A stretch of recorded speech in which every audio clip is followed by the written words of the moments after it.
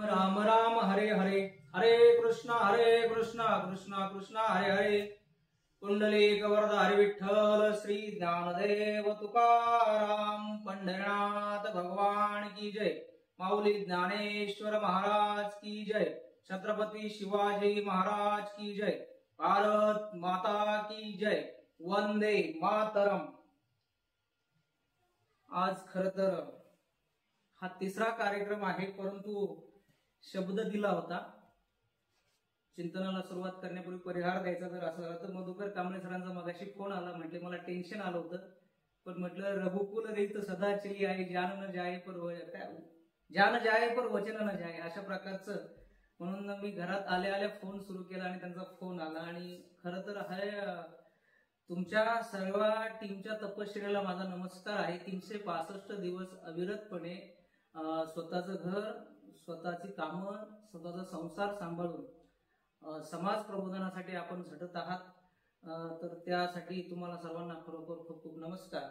आणि आजचा जो विषय आहे त्या विषयाला मी सुरुवात करतो आहे.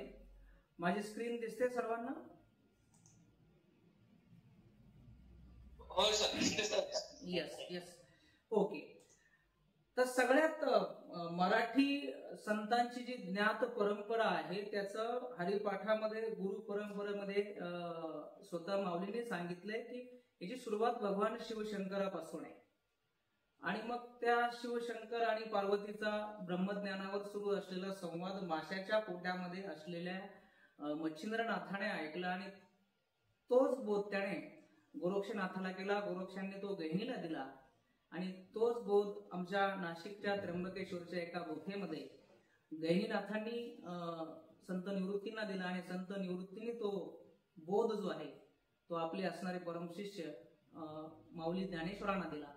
आणि ज्ञानेश्वरांनी त्याच्या आधारावर ज्ञानेश्वरी रचली आणि या वारकरी संप्रदायाचा जो पाया आहे तो माऊलींनी घातलेला आहे. जसं बहिणाबाईंनी आपल्या अभंगामध्ये म्हटलंय की ज्ञानदेवे रचिला पाया, उभारिली देवालया.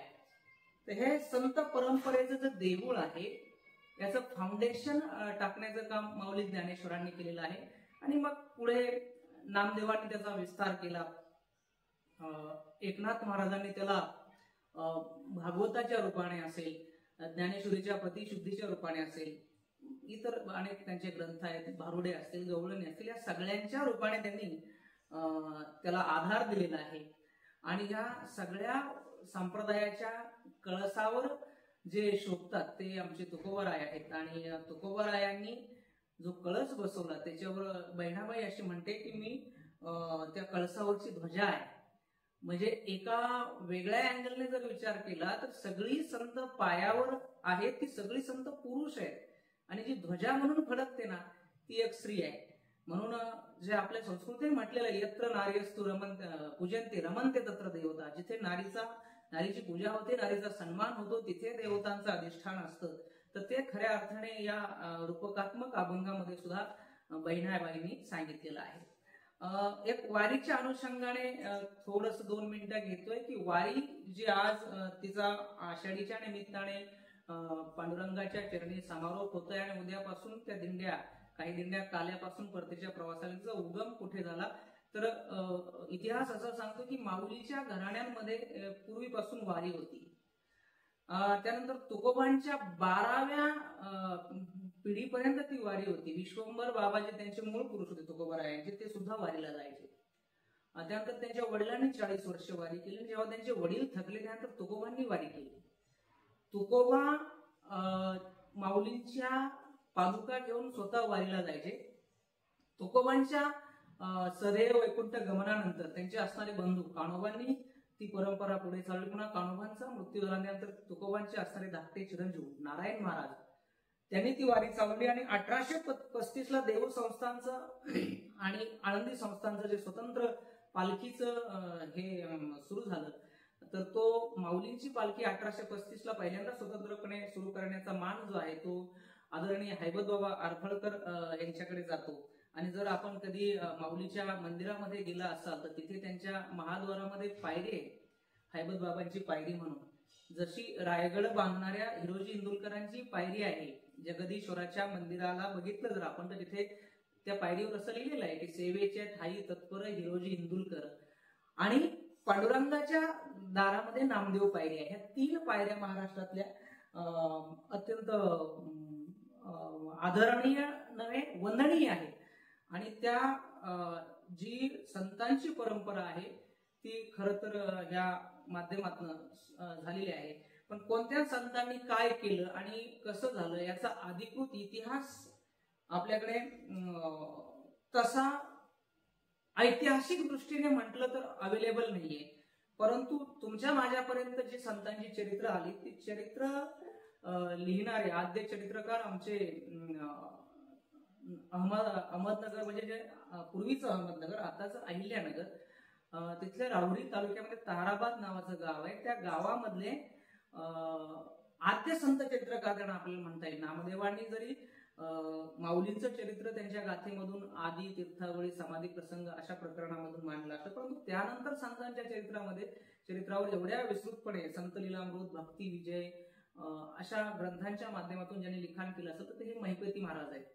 तर त्या संतांच्या चरित्राविषयीचे त्याच्या महात्म्याचं वर्णन करताना महिपती काय म्हणतात, संत चरित्राचं जर वाचन केलं तर तुमचं चित्त तात्काळ शुद्ध होतं, आणि एकदा तुमचं चित्त शुद्ध झालं की तुमच्या अंतःकरणामध्ये कुठल्याही प्रकारचा द्वेष राहत नाही. जसं तुकोबाराय म्हणतात ना, कोणाही जीवाचा न घडो मत्सर, वर्म सर्वेश्वर पूजनाचे, अशा प्रकारची भावना. आशय तोच आहे, शब्द थोडेसे वेगळे आहेत. आणि अशा या संत महिपतींच्या कृपेने आपल्याला हा विषय या ठिकाणी आपल्या समोर आलेला आहे. परंतु महिपती सांगतात की संत सर्वांना सर्वभूती ईश्वर मानणारे होते. सर्व घटी राम देहादेही एक सूर्यप्रकाशक सहस्र रश्मी, जे माऊली म्हणतात की सगळ्या हृदयांमध्ये सर्वांच्या अंतःकरणामध्ये एक रामच बसलेला आहे. जसा एकटा सूर्य सगळ्या पृथ्वीला प्रकाश देतो तसा तो एकटा भगवंत सगळ्यांच्या अंतःकरणामध्ये भरून उरलेला आहे. हे महिपतींनी त्यांच्या ग्रंथामध्ये मांडलं. पण मुद्दाम मी आजच्या विषयासाठी असं ठरवलं की इतिहासामध्ये संशोधन करताना, सर्वेक्षण करताना प्राथमिक पुरावा, द्वितीयक पुरावा, तृतीयक पुरावा अशी पुराव्यांची श्रेणी असते. महिपती ज्या वेळेला सांगतात त्यावेळेला तो थर्ड पर्सन म्हणून सांगतात, पण ज्या वेळेला स्वतः संत सांगतात ते काय सांगतात आणि त्याच्यातून आपण कुठला निष्कर्ष काढू शकतो, ह्या दृष्टीने मी खरं तर आजच्या व्याख्यानाची बांधणी या ठिकाणी केलेली आहे. आणि 12व्या अध्यायामध्ये ज्ञानेश्वरीच्या भगवान अर्जुनाला जे सांगतात तेच माऊलींनी मराठी भाषेमध्ये माझा मराठाची बोलू कौतुके म्हणून जे सांगितलंय की त्यांनी सांगितलंय की माझ्या भक्तांच्या चरित्र कथेसोबत ज्याला इंटरेस्ट आहे ते माझ्यासाठी सर्वात जास्ती प्रिय आहे. ते मानू परमदेवता आपुली आम्ही, असं भगवंत सांगतोय की जे भक्तांच्या चरित्रामध्ये रुची दाखवतात ते मला अतिशय प्रिय आहे. म्हणजे हा माऊलींचा प्रत्यक्ष पुरावा. त्यानंतर सगळ्यात ज्यांनी पायामध्ये काम केलं संत चरित्राच्या बाबतीमध्ये, वारकरी संप्रदायाच्या बाबतीमध्ये, ते माऊली ज्ञानेश्वर. ज्ञानेश्वरांना पाया का म्हणायचं हाही प्रश्न आहे. तर त्यांनी जे क्रांतिकारक काम केले, जे समाज उद्धारक काम केले, त्या कामामुळे त्यांना जनतेने जी आपण आईला पदवी देतो ती माऊली पदवी, एका पुरुषाला माऊली म्हणणं हा चमत्कार फक्त महाराष्ट्रामध्ये मराठी मातीत घडलेला आहे. माऊलींनी अशी एक जात सोडली नाही. सोनाराच्या जातीतनं नरहरी असतील, माळ्याच्या जातीमध्ये सावता महाराज असतील, कुंभाराच्या जातीमध्ये गोरा कुंभार असतील, महारांच्या जातीमध्ये चोखोबारा असतील, शिंप्याच्या जातीमध्ये नामदेव, प्रत्येक जातीमध्ये जिथे त्रैवार्णिकांनाच वेदांचा अधिकार आहे किंवा फक्त ब्राह्मणांनाच वेदांचा अधिकार आहे, अशा प्रकारचं एक तत्कालिक समाजाचं मत असताना सगळ्यांशी येथे आहे अधिकार, हा फक्त तोंडी उपदेश न देता त्याचं प्रॅक्टिकल दाखवणारे म्हणजे तत्वज्ञानाला व्यवहाराचा आकार देणारे माऊली पहिले आहे. म्हणून ज्ञानदेवी रचिला पाया. त्यानंतर फक्त संतच निर्माण नाही केले, चोखोबांच्या हातचं जेवण केलं. म्हणजे जनरली आजही समाजामध्ये जातीभेद अगदी गाव पातळीवर आहेच, पण शहरात सुद्धा एवढ्या कट्टरपणे पाळला जातो. तिथे 800 वर्षापूर्वी त्यांच्या हातचं जेवण खाणं, नवे नवे एका पंक्तीला बसणं, सगळ्या संतांनी पंक्तीला बसणं, ही क्रांती घडून आणली. याला क्रांती म्हणतात. क्रांती म्हणजे कुठेतरी असं बॉम्ब स्फोट वगैरे ह्यालाच फक्त क्रांती म्हणते. क्रांती म्हणजे आहे त्या स्टॅग्नंट परिस्थितीमध्ये काहीतरी ऊर्जस्वल घडून आणणं, त्याला क्रांती म्हणतात. ती क्रांती माऊलींनी केली आहे. दुसरी गोष्ट, प्रत्येकाला अधिकार दिला. भगवद्गीता सांगते स्त्री वैश्य तथा शूद्र तेपी यांती परांगती. म्हणजे कोणी स्त्री असेल, कोणी वैश्य असेल, कोणी शूद्र असेल, त्याला सुद्धा परमगती प्राप्त करण्याचा अधिकार आहे. त्याला सुद्धा शास्त्राच्या अध्ययनाचा अधिकार आहे. त्याला सुद्धा भक्ती करण्याचा अधिकार आहे.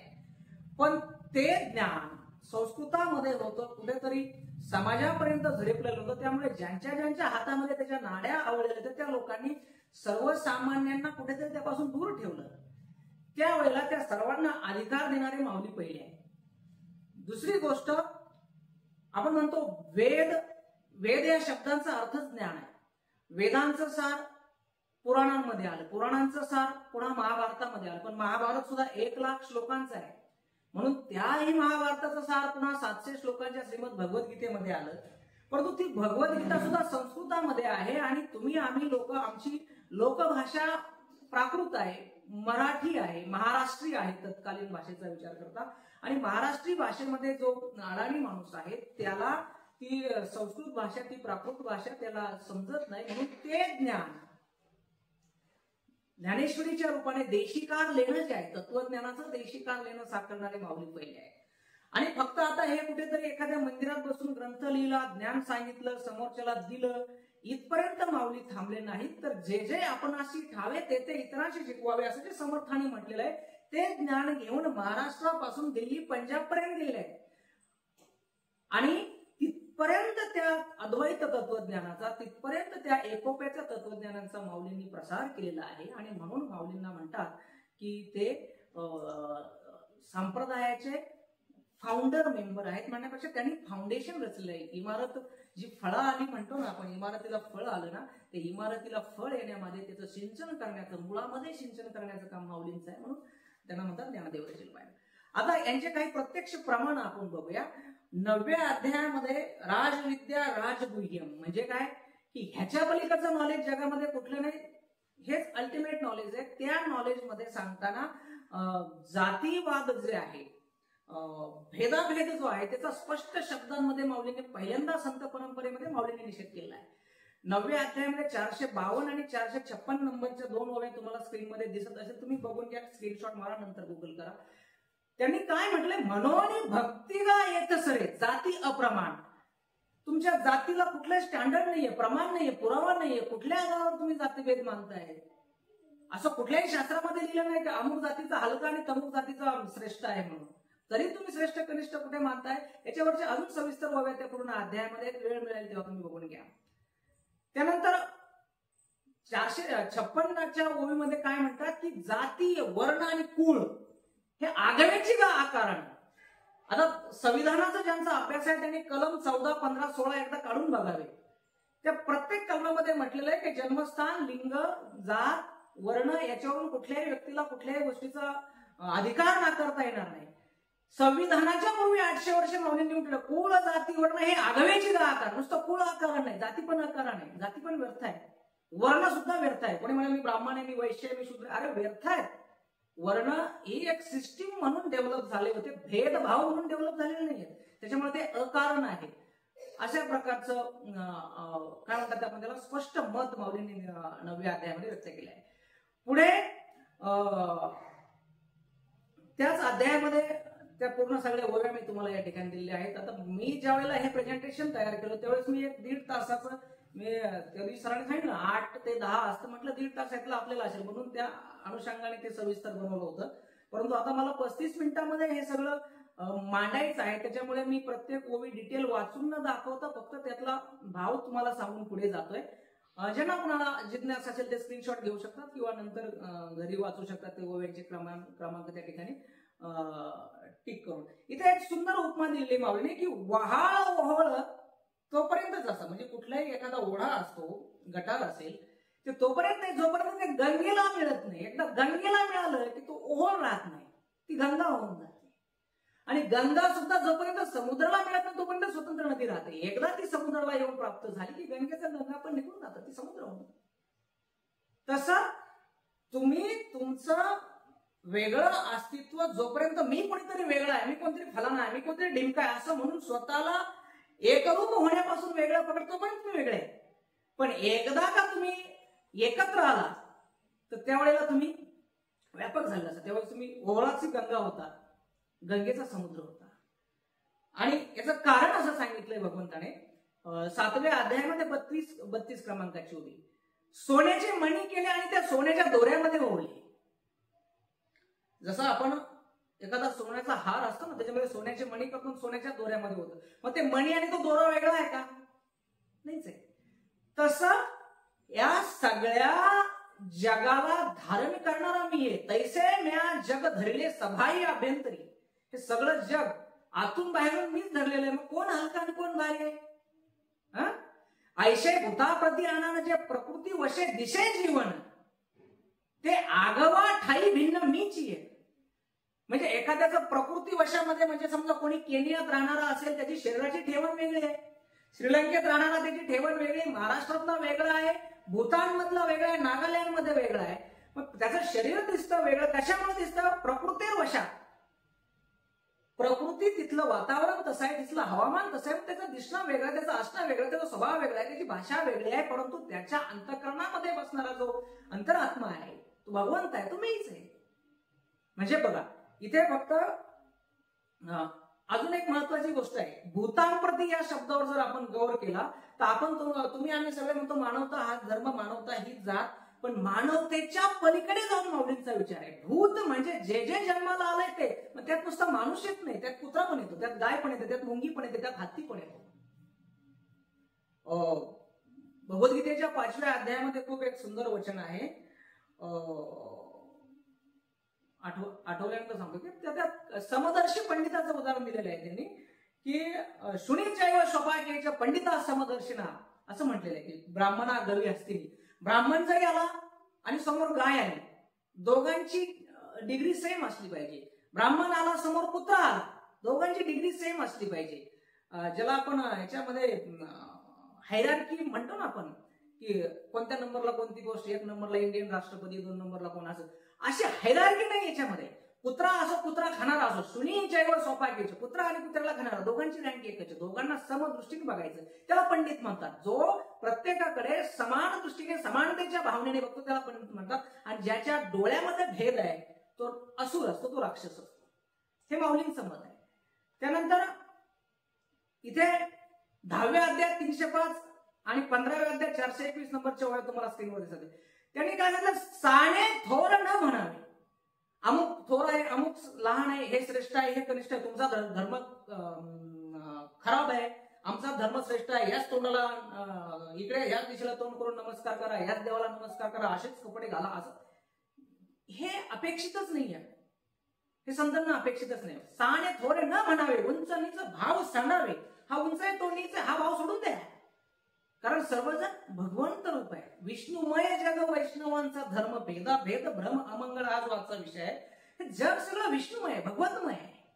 याच्यामध्ये कशा प्रकारचा भेद करतात? जो भेद करत असेल तोच अमंगल आहे, तोच अपवित्र आहे. म्हणून भेद करणं, माऊली सांगतात तर सर्वांच्या हृदयाशी मी अमुका आहे आयशी, जे बुद्धीस्फुरे अग्निशी ते वस्तू जाणे. प्रत्येकाच्या हृदयाच्या प्रांतामध्ये मी बसलेलो आहे. गीतेच्या 15व्या अध्यायाचा जो श्लोक आहे, सर्वस्य चाहा मृदी सन्निविष्टो, प्रत्येकाच्या हृदयामध्ये माझा वास आहे. हे भगवान स्वतःच्या तोंडाने सांगतो, देव स्वतःच्या तोंडाने सांगतोय. त्याच्यावरच्या ओव्या पहा तुम्ही, निवांत वेळ मिळाला तर किती सुंदर माऊलीने वर्णन केले. आणि अर्जुनाला सांगितलंय की मी आत्मा असे एकेका भूतमात्राच्या ठाई, प्रत्येक भूत फक्त मानव मात्राच्या नाही, प्रत्येक भूताच्या ठाई. मग तो कुत्रा असो की हत्ती असो की वाघ असो की मुंगी असो की माणूस असो की बाई असो की लेकरू, प्रत्येकाच्या ठाई मी बसलेला आहे. म्हणजे फक्त मानवाच्या, कारण जीवशास्त्राच्या दृष्टीने विचार केला, बायोलॉजीच्या दृष्टीने विचार केला तर या पृथ्वी तलावर या प्लॅनेटवर सगळ्यात अल्पसंख्याक मायनॉरिटीमध्ये असणारा कुठला प्रजाती असेल, कुठली स्पेशीज असेल तर ती मानवाची आहे. आपण जरी म्हटलं 140 करोड भारतीय आणि 700-800 करोड ऑल ओव्हर वर्ल्डची पॉप्युलेशन, तरी सुद्धा नुसते मच्छर जरी मोजले किंवा काळ्या मंग्या जरी मोजल्या वावरातल्या, त्या आपल्यापेक्षा जास्त भरतील. अत्यंत अल्पसंख्याक जीव आहे. म्हणून फक्त मानवापुरतं संत बघत नाहीत, सगळ्या भूतांपुरतं संत बघतात. ही संतांची अभेद दृष्टी आहे. त्यानंतर उपासना स्वातंत्र्य जे आमच्या संतांनी दिले ते जगामध्ये कुठे नाही. कुठल्या देवाला तुला नमस्कार करायचा ना, तू नमस्कार कर, तुझी इच्छा मी पूर्ण करेन. भगवद्गीतेमध्ये जे 7व्या अध्यायात भगवान सांगतो ना, योम योम याम याम तनु भक्त श्रद्धेयार्चितम इच्छिती, ज्याला जी इच्छा असेल त्या त्या देवतेला त्याने भजू दे.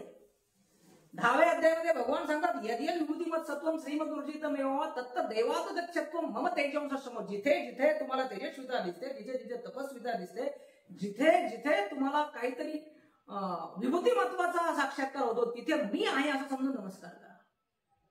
म्हणून मला आठवत आहे, परमपूज्य पांडुरंग शास्त्री आठवलेंनी जसं बुद्धाला आपण 10वा अवतार मानतो, तसं महम्मद पैगंबराला सुद्धा 11वा अवतार माना असं म्हटलेलं आहे. जर तुम्हाला हिंदू मुसलमान यांच्यामधला भेद कमी करायचा असेल तर चला पैगंबराला अवतार माना. नाहीतरी भगवान गीतेमध्ये म्हणतात ना, जी श्रेष्ठ विभूती आहे, ज्यांच्या व्यक्तिमत्वाचा प्रभाव आहे, तिथे माझंच अस्तित्व आहे, माझाच अंश आहे. अवतार म्हणजे काय? अवतार म्हणजे काय बोलू आपण, बोलू.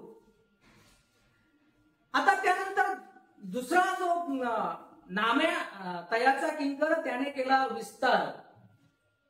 ह्याच्यामध्ये नामदेवरायांनी आणि त्यांचं जे रिलेशन चोखोबारायांसोबत, म्हणजे आजच्या भाषेमध्ये चोखोबाराय अंतेज आहेत, नामदेवराय शिंपी आहेत, ज्ञानोबाराय ब्राह्मण आहेत.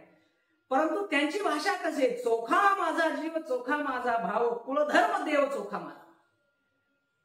म्हणजे जात ही गोष्ट संतांच्या लेखी अजिबात महत्वाची नाही. म्हणजे आपण जर म्हणलं तितकीशी महत्वाची नाही, मग कितकीशी महत्वाची असं नाही, अजिबातच महत्वाची नाही. म्हणून जे मंगळवेड्याच्या वेशीचं काम चालू असताना ती वेश कोसळली आणि त्या वेशीखाली चोखोबारायांचा आणि त्यांच्या त्या सहकाऱ्यांचा मृत्यू झाला. तेव्हा साक्षात भगवंताने सांगितलं की नामदेवाचा आणि त्या चोखोबाच्या अस्थी घेऊन ये. नामदेवराव म्हणतात, देवा अरे एवढी लोक तिथे गाडली गेलीत, मी कसं ओळखेन की चोखोबांच्या अस्थी कुठल्या आहेत? तेव्हा देवाने सांगितलं, चोखोबांच्या अस्थी त्याच असतील की ज्या अस्थीमधून सुद्धा माझ्या नावाचा घोष ऐकू येईल. आणि चमत्कार घडला. नामदेवांनी त्या अस्थी बघून कानाला लावल्या, तर त्या अस्थींमधून भगवंताचं नामस्मरण ऐकायला येत होतं. आता कदाचित कोणी असं म्हणेल, how this is possible. But दुसरा असाही एक थॉट आहे की एनिथिंग इज पॉसिबल.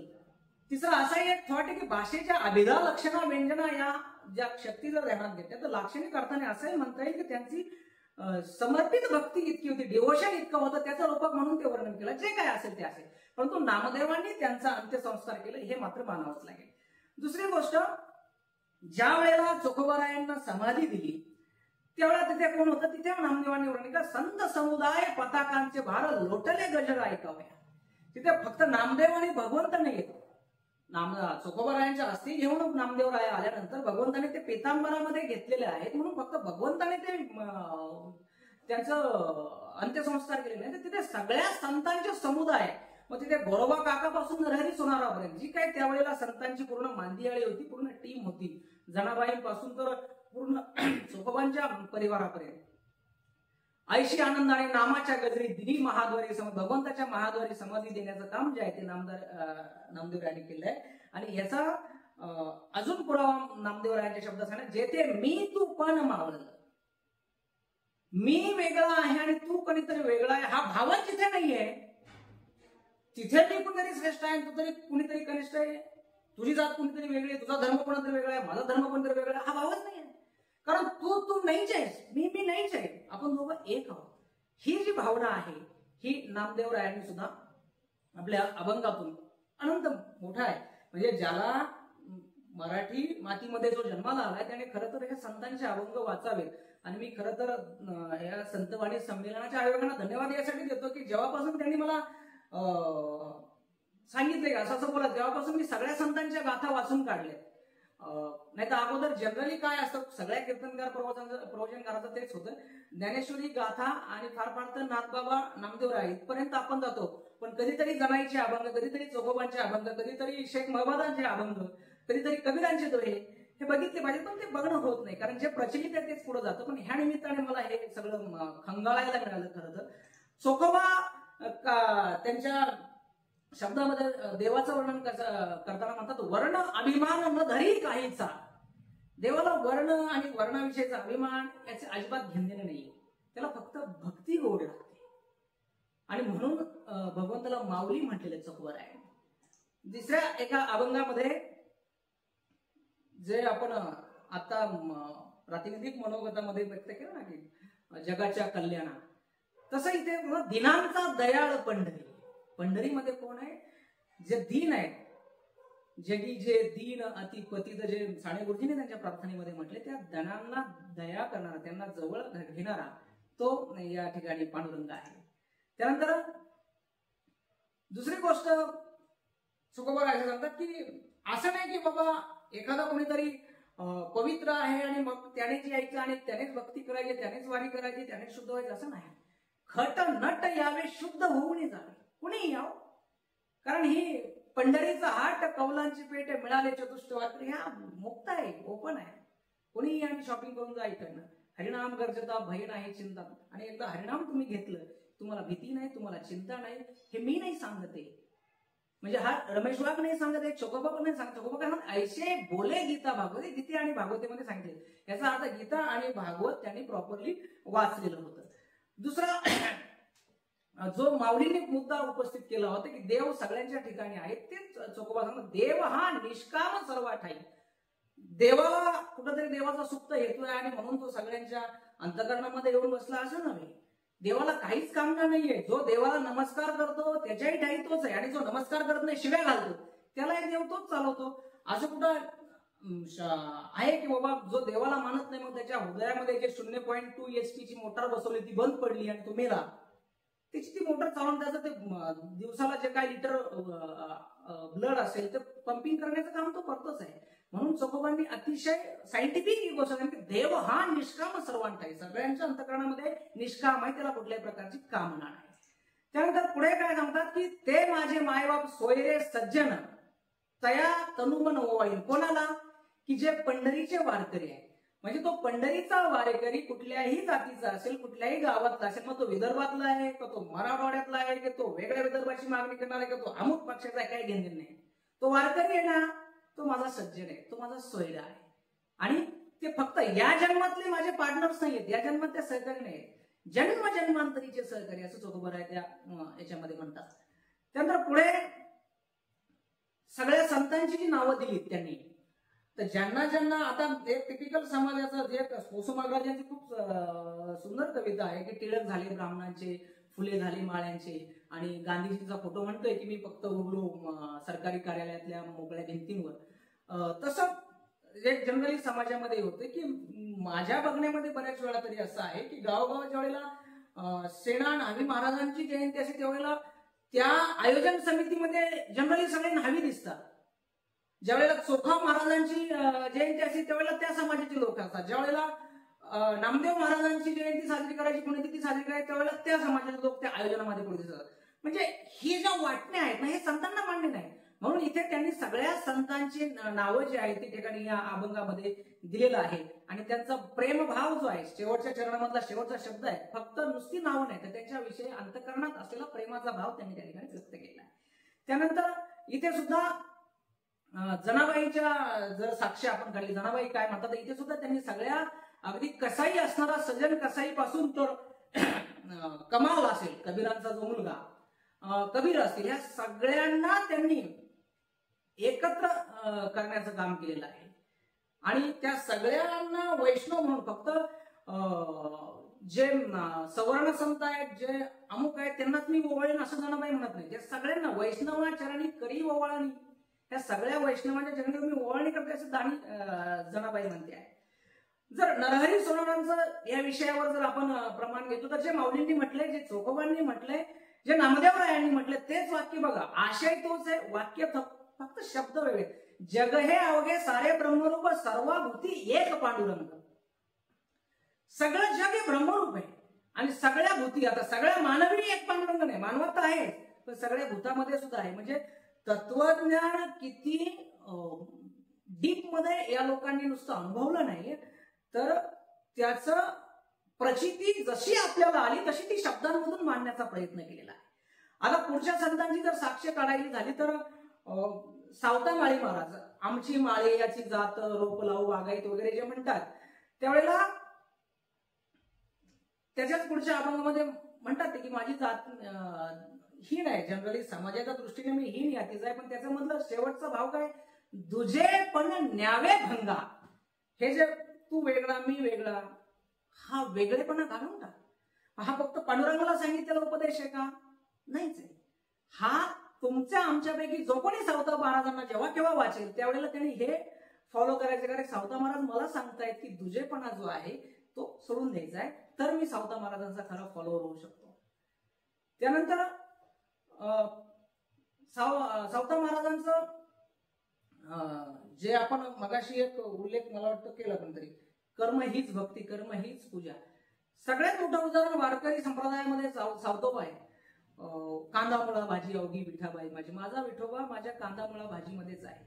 याच्या पलीकडे मला काहीतरी वेगळं, नलगती माऊली सुद्धा म्हणतात, तुकोबरा म्हणतात, नलगती सायास जावे वनांतरा सुखे येतो घरा नारायण. तो नारायण सुखाने घालतो, असं काही सायास करायची गरज नाही, फक्त तुमचं अंतकरण शुद्ध असलं पाहिजे. त्यानंतर हा जो सगळा 13व्या शतकातली मांदियाळी झाली सावतोबांपर्यंत, 15व्या 16व्या शतकामध्ये जे महान क्रांतिकारक संत होऊन गेले, संत नाथ महाराज, ज्यांनी समाजाच्या उद्धारासाठी मग वासुदेव संस्था उभी करणं असेल, भारुडांची रचना करणे असेल, गवळणांची रचना करणे असेल, नवे नवे ज्ञानेश्वरी सुद्धा अशुद्ध झाली होती, तिची शुद्ध प्रत करण्याचं जे क्रांतिकार्य आहे ते एकनाथांनी केलेलं आहे. कारण पूर्वीच्या काळामध्ये प्रिंट्स अवेलेबल नव्हत्या. 1510 मध्ये पहिल्यांदा ख्रिश्चन लोकांनी बायबल छापलं भारतामध्ये. तोपर्यंत कुठलाही ग्रंथ छापला जायचा नाही, तोपर्यंत एकतर ते ग्रंथ लिहून घेतले जायचे किंवा ते पाठ केले जायचे. मग ज्ञानेश्वरी पाठ करणारा समजा अमुक एक मठ आहे, ते मठाचे शिष्य मग ते त्यांना फॉलो करणाऱ्या शिष्यांना पुढच्या पिढीमध्ये देणार, ती पुढच्या पिढीला देणार, आणि ट्रान्सफर करता करता एखादा शब्दाचा उच्चार थोडाफार काना मात्रा रस्व दीर्घ कुठेतरी होणार आणि ते होता होता दचा मग होऊन जाणार. तर अशी वेळ आली की जी शुद्ध ज्या स्वरूपामध्ये माऊलीने ज्ञानेश्वरी सांगितली त्याचं स्वरूप अशुद्ध झालं. ती ज्ञानेश्वरी शुद्ध करण्याचं काम जे केलेलं आहे ते नाथबाबाने केलेलं आहे. म्हणून तुमच्या आमच्या हातामध्ये जी आज ज्ञानेश्वरी आहे ती नाथांनी शुद्ध केलेली आहे. आणि ती ज्ञानेश्वरी शुद्ध केल्यानंतर नाथांची एक ओवी आहे शेवटी की ज्ञानदेवी पाठी जो ओवी करील मराठी त्याने अमृताची ताटी जाण करवंटी ठेवली. अमृताचं वाढलेलं ताट आहे तेच जेव्हा ना, तुम्ही कशाला करवंटीची अपेक्षा करता. ज्ञानेश्वरी हे अमृताचं ताट आहे. मला वाटतं आचार्य अत्रेने एके ठिकाणी असं म्हटलेलं आहे की मराठी साहित्य शारदेच्या गळ्यातलं मंगळसूत्र म्हणजे ज्ञानेश्वरी आहे. बाकी तुमच्या कुडकं कानातले बाळ्या वाळ्या बाजूबंद वाट्या जे काय असेल ते असतील ते अलंकार आहेतच, पण मंगळसूत्र नसेल तर त्या अलंकाराला अर्थ नाही राहत.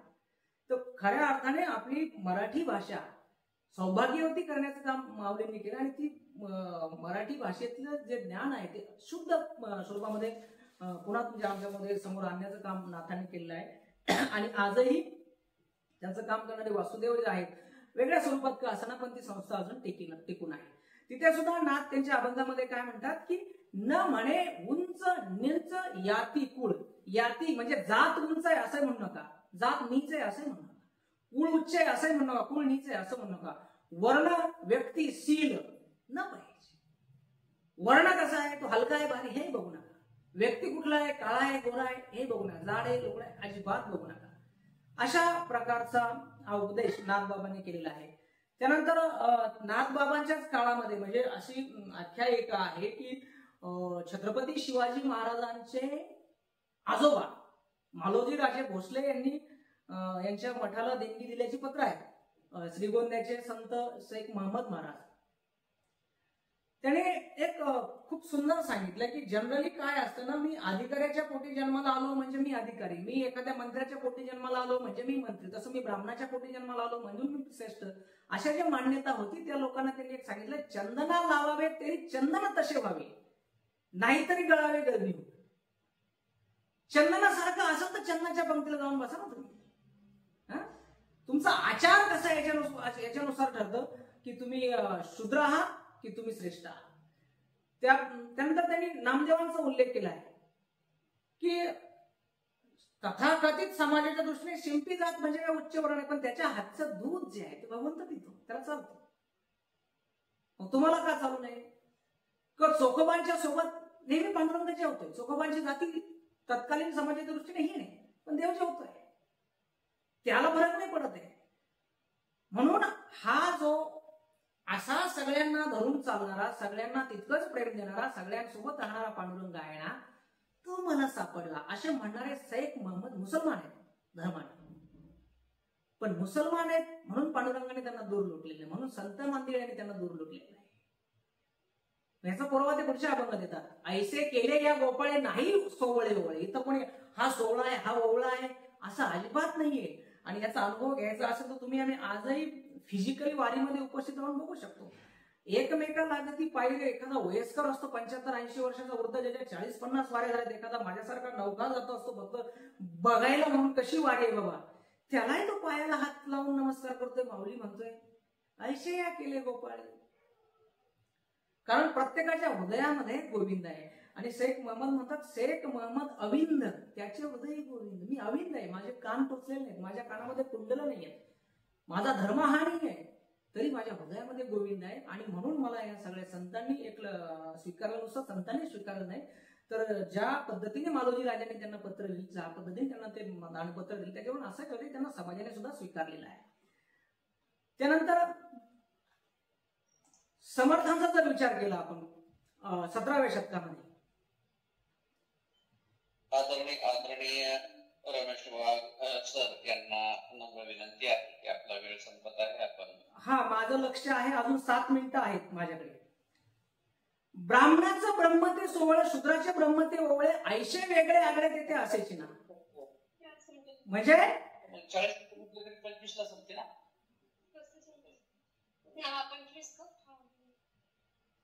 थांबू का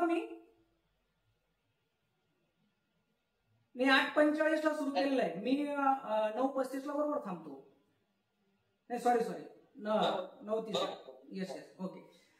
ब्राह्मणाचं ब्रह्म म्हणजे ब्राह्मणाचा देव कोणीतरी वेगळा आहे, शूद्राचा देव कोणीतरी वेगळा आहे, ब्राह्मणाचा तो पवित्र आहे, शूद्राचा तो अपवित्र आहे, ऐशे वेगळे आगळे तेथे असायचे ना. जो दासबोध आहे त्याचा दशक 7वा समाज 2रा श्लोक नंबर 25 बघून घ्या. त्यानंतर जे मला वाटतं जे प्रातिनिधिक मनोगत झालं त्यामध्ये बहुतेक प्रमाणात तुकोबांचेच होते. त्यामुळे तुकोबांचं मी तसं फारसं धावतं घेतो. एक लाईन मध्ये, जीव अवघे देव खोटा नागवी समजे. तुझ्या मनामध्ये जो काही डाऊट असेल तो काढून घाल. प्रत्येक जीव हा देव आहे माझ्यासाठी. संतांसाठी प्रत्येक जीव हा देव आहे, वारकऱ्यासाठी प्रत्येक जीव हा देव आहे. त्याच्यामुळे हे अमंगळ आहे, हे पवित्र आहे, याचा विटाळ आहे असं काही संत म्हणत नाही. त्यानंतर दुसरी गोष्ट तुकोबा असं म्हणतात की शुद्ध जनार्दन जनी, जनतेमध्ये ज्या लोकांच्या अंतःकरणामध्ये जो राहणारा जनार्दन आहे तो शुद्ध आहे. त्यानंतर पुढे तुकोबा काय म्हणतात की यारे यारे लहान थोर याती भलके नारी नर, म्हणजे भलते या म्हणजे कुणी या, मग फक्त नर या का नाही, नारी पण या, लहान मोठे सगळे या, सगळ्यांना अधिकार आहे. कारण या इथे फक्त एकच अधिकार आहे, तू नामधारक आहेस की नाही, तू नामस्मरण करतोस की नाही, तू विठ्ठलला फॉलो करतोस ना, तू देवाचं नाव घेतोस ना, बस यू कॅन एंटर हिअर, तुम्ही एंट्री करू शकता. त्यानंतर मी जे बोलतोय ते काय माझ्या खिशातलं बोलत नाही, सकळ शास्त्रांचे सार वेदांचे गवार, गवार म्हणजे heart, this is the heart of Veda. वेदाचं सार जर कळालं तर हेच आहे, एकमेव सार आहे, कोणीही वेगळा नाही, सगळ्याच्या ठिकाणी भगवंत आहे, दिस इज सार. मग ब्राह्मण असेल, क्षत्रिय असेल, वैश्य असेल, शूद्र असेल, चांडाळ असेल, प्रत्येकाला अधिकार आहे. नारी असेल, नर असेल, लहान असेल, नवे वेश्या असली तरी तिला देखील अधिकार आहे. आणि हे फक्त मी ग्रंथ वाचून सांगत नाही, हे फक्त मी शास्त्र बघून सांगत नाही. खालची लाईन तुकोबा राय म्हणतात, तुका म्हणे अनुभवे आम्ही पाडियले ठवे. हे मला अनुभवाने कळलंय, हे फक्त मी वाचून नाही सांगत आहे. तुमच्या आमच्यासारख्या आता मी जे काही संतांचे वाक्य सांगितले तर हा अनुभव माझा नाही, मी त्यांचे वाक्य केले. आणि मी जर स्क्रीन शेअर न करता असेच सांगितले असते तर कोणी असं म्हणू शकलं असतं की अरे हे काहीतरी सांगतात. पण मग त्यांच्या पुराव्यासहित सांगितले. पण हा माझा अनुभव आहे का? नाही. पण तुकोबाराय जे सांगतात ना ते त्यांचा अनुभव आहे, वाचलेलं नाही. वाचलेलं, ऐकलेलं आणि अनुभवलेलं याच्यामध्ये एक फरक असतो. त्याच्यामध्ये सिद्धतेचा फरक असतो, तो तुकोबांच्या बोलण्यामध्ये नाही आहे. एका अनुभवात तुकोबा असतो ना, अनुभव आले अंगात ते या जगात देत असेल. जे मला अनुभवायला आलं ते मला देतोय. अजून एक मीच जे आहे की अमुक जात श्रेष्ठ अमुक जात कनिष्ठ, त्याच्या बाबतीमध्ये अभक्त ब्राह्मण जळो त्याच्यातून. ब्राह्मण आहे पण भक्ती करत नाही, अश्रद्धा आहे, नास्तिक आहे, त्याचं तोंड बघू नका. पण सांभार आहे पण तो वैष्णव आहे, तो भगवत भक्त आहे, त्याची माता, त्याचे पिता, त्याचं कुळ, त्याचं धन्य आहे, त्याला नमस्कार करतो मी, ते शुद्ध आहे. ही तुकोबांचे शब्द आणि हे अनुभवाचे शब्द आहे. त्यानंतर ज्या विषयाचं जर आपण आता म्हटलं ना, विष्णुमय जग वैष्णवाचा धर्म, भेदा भेद भ्रम अमंगळ. पण हा वेगळा असा जो भ्रम तुमच्या आमच्या अंतःकरणामध्ये आहे तो अमंगळ आहे. पण तो भ्रम अमंगळ आहे याची खात्री तुम्हाला आम्हाला केव्हा कळेल? जेव्हा तुम्ही प्रॉपरली भागवताचा अभ्यास कराल, प्रॉपरली भक्त चरित्रांचा अभ्यास कराल, प्रॉपरली भगवद्गीतेचा अभ्यास कराल, त्यावेळेला कळेल. कारण नाही, शास्त्रामध्ये तर कोणालाच कनिष्ठ श्रेष्ठ आहे. आपण वेळेचं गांभीर्य लक्षात घ्यावं. यस 3 मिनिटं आहेत अजून. कुठल्याही प्रकारचा भेद नाही सर, आपण 8 मिनिट लेट आता 9:20लाच आपला वेळ संपलेला आहे. ओके, ठीक आहे. तर अशा प्रकारे सगळ्या संतांची प्रमाण तुका म्हणे, आपुल्या बळे नाही मी बोलतच, सखा कृपावंत वाचा त्याची, किंवा आम्ही वैकुंठवासी आलो याची कारण अशी बोलिले जे ऋषी साच भावे वर्तावायचे. संतांनी सांगितलं ते या ठिकाणी आपल्या समोर मांडलंय. परंतु जर काही त्यामध्ये अधिकपूर्ण झाला असेल तो माझ्या वाणीचा दोष समजून माझ्या पदरात घाला. आणि आपण सर्वांनी खूप शांतपणे या ठिकाणी ऐकून घेतलं, त्याबद्दल सर्वांना मनपूर्वक धन्यवाद.